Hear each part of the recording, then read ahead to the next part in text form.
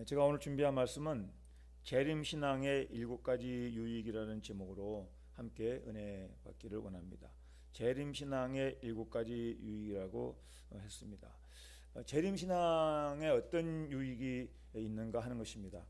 먼저 생각해 볼 것은 우리 기독교의 핵심 신앙 중에 하나는 이 재림신앙인데, 창조신앙, 구속신앙, 섭리신앙, 재림신앙. 그래서 이 재림신앙은 우리가 이 마지막 때 꼭 가지고 있어야 할 성도의 기독교 신앙의 필수 요소인 것입니다. 그런데 이 재림신앙이 언젠가부터 변질이 되고 또 성도들의 마음 가운데 재림신앙이 희박해지는 현상이 생겼습니다.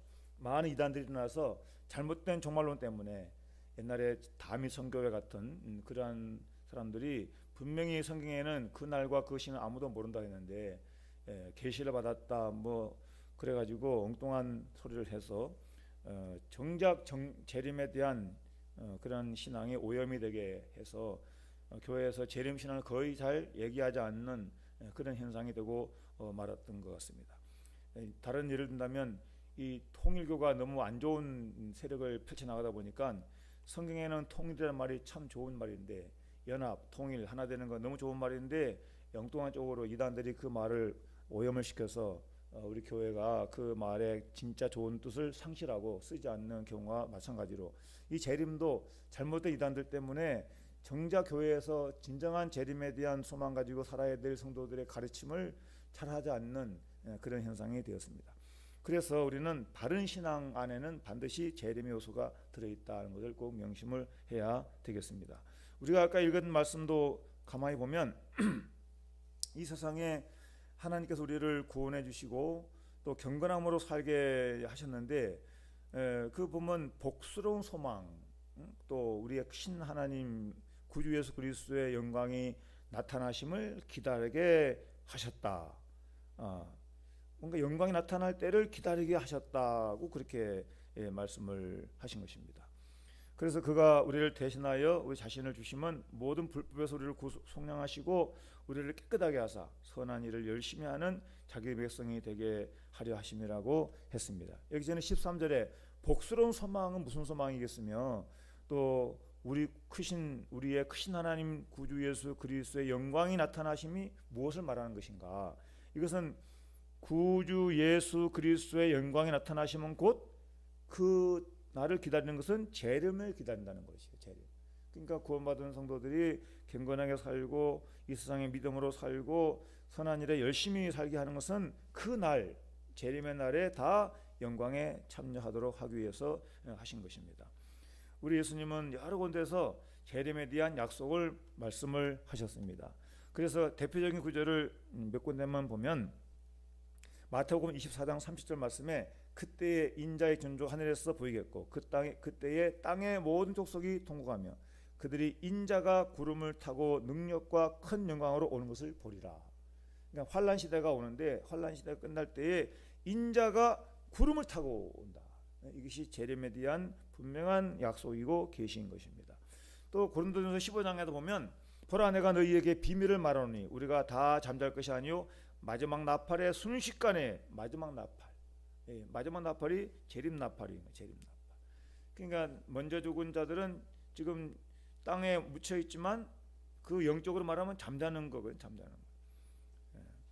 그 나팔 소리가 나면 죽은 자들이 썩지 않을 것으로 다시 살아나고 살아있는 자들도 다 변화가 된다는 거예요. 언제? 마지막 나팔 때. 그것이 주님이 재림하실 때, 이렇게 주님께서 재림하시면 이러한 역사가, 이런 현상이 생긴다고 하는 것입니다.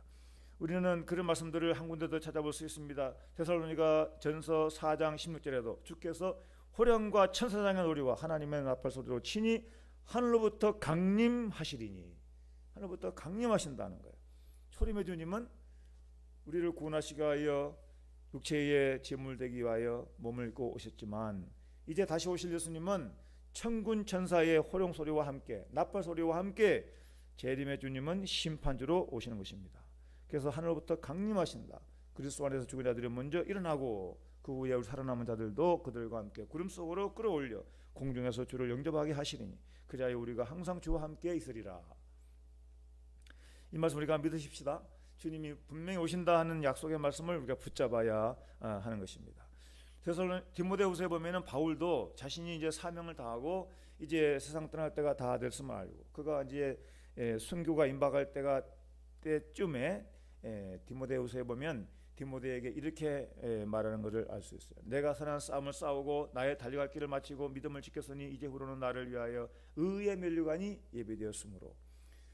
여러분, 주님의 나라의 소망이 없고 재림을 믿지 않고 하나님 나라에 대한 전혀 꿈이 없다면 이런 말을 하지 않았을 것입니다. 근데 그 날에 면류관이 예비되어 있을 것을 바울은 굳게 믿고 또 자기뿐만 아니라 모든 사람들에게도 이런 믿음을 지킨 자들에게 사명을 다한 자들에게 면류관을 주실 것이라고 말씀을 하고 있습니다. 그러니까 우리는 이런 말씀들 쭉 생각하면서 재림신앙을 가지고 산다면 이 재림신앙에 몇 가지 큰 유익이 있는데 제가 이렇게 기본적으로 딱 생각만 해도 일곱 가지가 쫙 마음에 정리가 되었어요. 제일 먼저는 재림신앙을 가지고 있는 사람은 주님의 말씀을 신뢰하는 신실한 신앙이 되게 해요. 여러분, 재림을 안 믿으면 다른 것도 믿어지지 않아요. 여러분, 하나님 말씀을 믿는 것은 말씀을 어떤 것은 믿고 어떤 것은 안 믿는 게 아니에요. 전체를 다 믿어야 진정한 신앙이 되는 것이에요. 그러니까 주의 말씀을 신뢰하는 재림신앙은 다시 오신다는 말씀을 믿는 것은 곧 주의 말씀을 온전히 믿는 말씀을 신뢰하는 신실한 신앙이 되게 한다. 어떤 거는 믿고 어떤 건 안 믿고 그런 것이 아니라 신실한 신앙이 되게 하는 유익이 있다는 거예요. 두 번째는 재림신앙을 가진 자는 깨어있는 믿음을 가지게 돼요. 그래서 깨어있는 믿음은 시대를 분별해요. 시대. 성경에 그런 부분들이 많이 나오잖아요. 주님 오실 때가 되면 환란이 여기저기 일어나고 또 전쟁이 일어나고 핍박이 있고 또 복음이 또 땅까지 전파가 되고 그런 모든 것을 보면서 이것이 상황적으로 시간적으로는 알 수 없지만 상황적으로 볼 때 주님의 날이 가깝다는 것을 알게 되는 것이죠. 그러니까 이런 깨어있는 신앙은 시대를 분별한다는 말은 우리가 어떻게 살아야 되는 것도 알게 되는 거예요. 그래서 재림신앙의 유익을 정리해 보면 삶의 방향과 목적이 분명한 사람이 되게 하는 것입니다. 재림이 되신다. 주님이 재림하신다는 것은 곧 주님의 나라가 예비되어 있다는 것이고 완성이 있다는 것이고 우리가 요한복음 14장에 내가 너희를 위하여 처소를 예비하러 간다. 거처를 예비하러 간다. 그러면 다 거처가 예비되면 처소가 예비가 되면 너희를 다시 데리러 온다고 그랬거든요. 예수님이. 그러니까 그 나라를 바라보는 분명한 삶의 목적, 가치 이런 것들을 가지고 사는 것이죠. 그러니까 삶을 아무렇게나 사는 것이 아니라 목적이 있는 삶, 방향이 있는 삶을 살게 되는 것이죠. 저와 여러분들은 지금 무엇을 향해서 앞으로 가고 있습니까? 어디로 가고 있어요? 어디로? 무엇을 향해 달려가고 있는 거예요?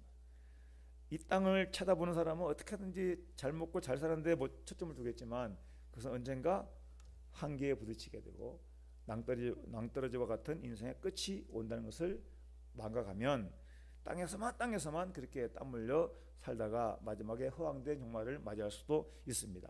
그러나 주님의 나라를 바라보는 자는 천국을 바라보고 재림을 믿는 자는 방향이 하늘에 있기 때문에 땅에 사는 동안에는 열심히 우리에게 주어진 일을 그 사명감을 가지고 청지의식을 가지고 살다가 주님이 오시면 기쁨으로 들림받게 되는 복된 신앙이 될 줄로 믿습니다. 우리는 이 재림신앙을 가진 자가 복된 소망을 품고 있는 그런 사람, 복된 소망. 그래서 복된 소망이라는 헛된 소망이 아니라 복된 소망. 허황된 꿈이 아니고 복된 소망이라는 거예요. 복된 소망. 중요한 것 한 가지가 있어요. 재림신앙 가진 자는 환난과 핍박도 견딜 수가 있게 됩니다. 사실 요즘 같은 좋은 시대에는 기독교 박해가 많지 않지만 지금도 무슨 이슬람권이나 공산권에는 박해가 계속되고 있죠. 어쨌든 간에 우리는 주를 믿는 자가 때로는 이런 좋은 사회 속에서도 불이익을 당하기도 하고 때로는 고난을 겪기도 하는 것이죠. 그래도 재림신앙이 분명한 사람은 언젠가 주님이 오신다. 또 우리는 세상을 떠나면 다 하나님 나라 가게 된다는 것을 굳게 믿는 자는 그때에 주님 앞에 설 것을 생각하면서 또 주님이 이 땅에 재림하시면 악의 세력을 멸하시고 하나님께서 택하신 백성들을 그 나라에 들어가게 하시고 영광에 들어가시는 것을 믿기 때문에 재림신앙은 우리에게 이렇게 박해와 고난도 이길 수 있는 힘을 더해 주는 것입니다. 이것은 뭐를 말합니까? 우리가 꿈이 있으면 오늘의 고난도 견딘다고 하지 않습니까? 마찬가지로 이 재림신앙도 마찬가지인 거지. 재림에 대한 확신이 있으면 현재의 믿음 생활의 어려움이나 이런 것들은 다 그만큼 견딜 수 있는 그런 동력이 생긴다는 뜻이에요. 그날의 영광을 바라보며 선한 일을 힘쓰게 된다. 아까도 디오도서에 말씀했듯이 우리가 주의 구원을 알고 은혜를 알면 또 주의 나라가 예비되고 그 나라에 멸류관이 있음을 안다면 그 영광을 바라보면서 선한 일에 힘쓰게 된다는 거예요. 아까 우리가 읽은 디도서 말씀이 궁극적인 말씀이 바로 그 뜻을 의미하고 있는 것입니다. 이건 마지막 때에 우리가 세상 정욕을 버리고 신중함과 의로움과 경건함을 세상에 살고 하는 것은 뭐 때문에 그래요? 그날 마지막 때에 그때에 우리가 영광 나타날 때 그때에 참여해서 하나님의 영광에 참여하도록 하기 위해서 그런 거예요. 그러니까 우리가 살 동안에 믿음의 재림신앙을 가진 자는 그 나라의 영광을 바라보며 우리의 삶을 가치 있게 살고 또 선한 일에 힘쓰게 사는 복된 성도가 된다는 것이죠. 우리는 마지막 중요한 우리는 모든 목적이 어디에 있습니까? 재림의 날 구원받는 것이죠. 재림신앙을 가지 않은 자는 준비되지 않는 자예요. 여러분 마태복음 보면은 지혜로운 다섯 처녀, 슬기로운 다섯 처녀가 등불과 기름을 같이 준비하고 있다가 신랑이 늦게 와도 기름이 떨어지지 않고 준비했기 때문에 등불을 켜고 맞이하여 함께 들어가고, 기름이 없는 미련한 다섯 처녀는 그때서야 허겁지겁 기름 준비하러 밖에 갔다가 신랑을 못 맞이하고 결혼 작정에 들어가지 못하는, 그래서 밖에 추위를 겪고 쓸쓸하게 슬퍼하는 그런 자가 되는 것처럼 우리는 이 마지막 때에 주님의 재림을 바라보면서 주의 날을 바라보며 살면 이 세상에 살 동안에 가치 있는 삶, 소망 있는 삶, 복된 삶, 견디는 삶, 승리의 삶을 살게 하시며 마지막 날에는 온전히 주의 나라에 들어가게 된다는 것입니다. 그러니까 우리는 사도 바울이 고백한 것처럼 그 날에는 밝히 주님을 보게 되고 세상에서의 모든 답답한 거, 궁금한 거, 그런 거 다 그때는 다 해결이 될 거예요. 고린도후서 1장 14절에 너희가 우리를 부분적으로 알았으나 우리 주 예수의 날에는, 그 예수의 날에는 너희가 우리의 자랑이 되고 우리가 너희의 자랑이 되는 그것이라. 이렇게 그날 지금은 희미하지만 그때는 밝게 볼 것이다. 고린도전서 13장에도 그런 말씀이 있듯이 우리는 이 주의 날에 대한 소망을 가지고 살면 하루하루 삶이 정말 헛되지 아니하고 우리는 항상 어떤 자부심을 가지게 되냐면 하늘의 시민권을 가진 자의 삶을 살게 되는 것입니다. 땅에서는 다 각자의, 우리나라는 주민등록이라고 그러죠. 이 뜻이 우리는 하늘의 시민권을 소유한 자들이에요. 그러니까 언젠가 그 나라가 임하면 그 나라에 당당히 들어갈 수가 있어요. 시민권이 있으니까.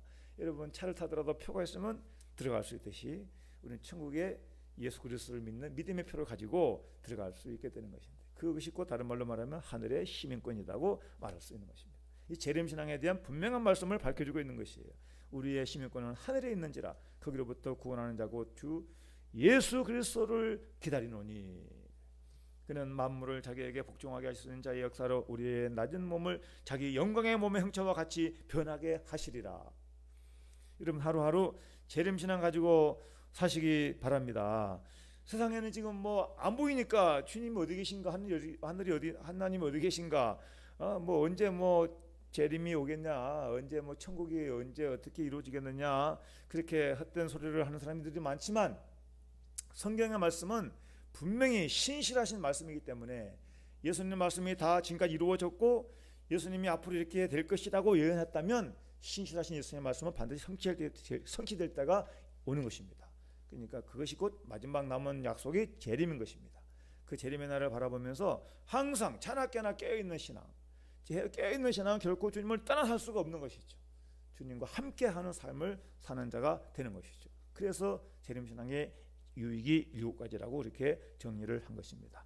우리 다 같이 말씀 생각하면서 기도하겠습니다. 아버지 하나님, 오늘 재림신앙의 유익이 7가지라는 말씀을 정리했사온데 이 세상에 살면서 우리도 재림에 대한 확신을 가지고 그 나라를 바라보며 믿음 안에 깨어있는 그리고 준비하는 복된 소망의 삶이 되게 하여 주시옵소서. 우리가 마음이 흐트러지고 가치관이 흐트러지고 세계관이 흐트러지면 하루하루 시간들을 무의미하게 보낼 수 있사오나 분명한 신앙에 대한 소망이 있고 재림에 대한 약속을 믿는다면 그 나라를 바라보며 준비하는 지혜로운 다스네 같은 삶을 살게 될 줄로 믿습니다. 그래서 오늘 이 말씀을 듣고 우리 모든 성도들이 깨어 준비하는 지혜로운 성도가 다 되게 하여 주시옵소서. 믿사옵고 사랑 많으신 예수님의 이름으로 기도드리옵나이다. 아멘.